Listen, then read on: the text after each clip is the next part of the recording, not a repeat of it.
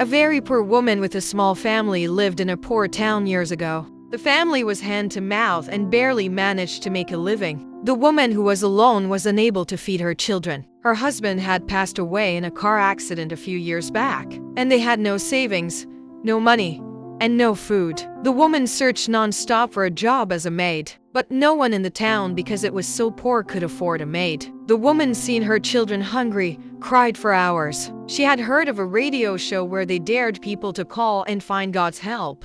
The woman couldn't take it anymore in one day. She called in the radio station asking for help from God. She was embarrassed to do that. A non-believer man who was also listening to the station decided to make fun of her. He got too angry about having the foolish idea of finding God by asking for help on a phone call. He thought it was absolutely ridiculous. He wanted to prove to them that all of this was wrong and there was no such thing as God. He got her address from the station and called his secretary. He ordered her to buy a large amount of food and other kinds of things like that, and take it to the same woman who had called into the station. He sent it to her with the following instructions. When the woman asks who sent the food, tell her that it's from the devil, as he laughed and smirked. When the secretary arrived at the woman's house, the woman was so happy and grateful for the help that she had just received. She started putting her food inside of her small house, filling up the cabinet space. The secretary then asked her, "Don't you want to know who sent you all of this food and all of these items?"